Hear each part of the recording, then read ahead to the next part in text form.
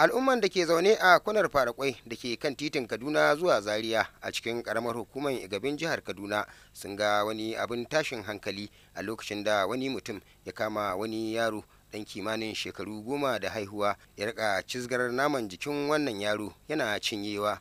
Mutumin ya gutsire wani bangare na kan mafitsaran wannan yaron da kuma gefen leɓensa duk ya cinye, kamar yadda kakan yaron ta bayyana mutumin ya kafa kumbunansa a makogoron wannan yaro kafin jama'an garin su kawo masa ɗauki. Bayan an ceto yaron ne mai suna Abubakar Ibrahim, an garzaya da shi zuwa wani karamin asibitin shan magani da ke kamfanin Zango duk akan hanyar Kaduna zuwa Zariya. Duk da maganar yaron ba ta fita sosai, mun sami zantawa da yaron ya kuma bayyana mana yadda ya fada tarkon wannan mutumi. An aiken ne gidan da hari, shi ne matan gidan da hari ta ce in je gidan hadarin an san ta kaɗi. Da na zan je shi ne tsaya a lingin gidan ya kawo ni, ya riga ni da ƙasa sai ya kancin zariyan hando da raki, sai ya kama jini ya gutsu ga sama. Shi ya zo raki na ya cinye nan gan. Sai ta sai ne ka shaƙin ya ce kashe ni zai yi. Malamar jinya mai kula da asibitin mai suna Hajiya Hadiza Bello ta bayyana yadda aka kawo musu yaron cikin mummunan yanayi. Yaro dai an kawo shi nan shekaran jiya, jina da jini, kuma he was unconscious saboda bai san da yake ba, ya fita ya shi. Muka karbe shi da gaggawa, muka da emergency treatment, sannan muka bincika me ya faru. Sai aka ce wani mutum ne ya gilla mishi kan penis din shi ya hadiye, sannan kuma ya gilla mai gefen bakin shi ya hadiye. So he was bleeding profuse. Muka yi kokari muka controlling bleeding din, muka da mishi emergency treatment, kuma muka stabilizing din shi.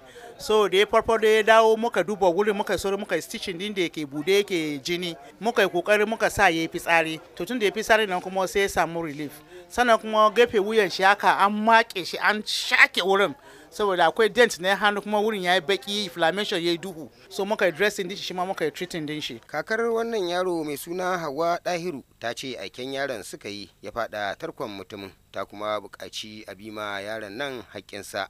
Shiru ban ga dadi ba. To shikenan sai can an jima da ta aike shi, to sai ita kuma wata sai ta sake aiken shi. Ashe shi mutumin ya shiga lungu.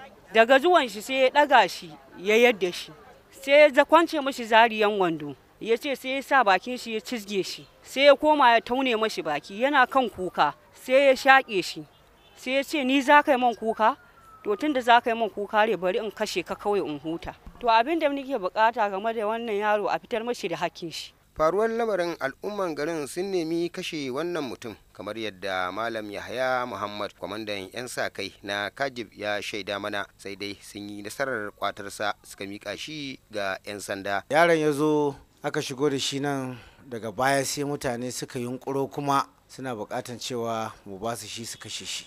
Na ce to mu na farko bayan da za a yi ne a ce ga mutum ya yi, ko da kashe mutum ya yi, in dai har ya faɗo hannunmu, don Allah da za mu ba shi kariya, don ba za mu yadda a kashe mutum a wurinmu ba. Nan na ɗaga waya sai na kira DPO na gaya mashi ga abin da ke faruwa a yankina. To nan dai DPO ya turo mota suka zo. Wannan lamari ya tayar mana da hankali, in ji dan uwan yaron mai suna Abubakar Maharazu.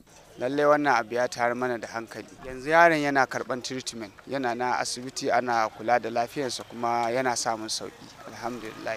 Gaskiya muna bukatan gwamnati ya zamana ta samu ido wajen bibiyan mana haƙƙin wannan yaro. Nura Umar dan masani ne a garin na Farakwai, ya bayyana haka bai taba faruwa a wannan gari nasu ba. Ya irin wannan abu shine na fari, dan al'umma ma basu saba da shi ba. Lallai akwai mataki da za a dauka, dan iyayen yaran suna roƙona, to akan samu irin wannan matsala, amma daga ƙarshe sai ya zama cewa an saki wanda ya aiwatar da abin da ba shi bane. Na ce musu insha Allahu a matsayin mu na hukuma na gari za mu iya yin mu wajen ganin cewa an kwata ma yaron nan 'yancinsa. Rahotanni da muka samu sun bayyana mutumin ya taho ne daga jihar Jigawa domin karɓar magani a garin na kwanar Farakwai.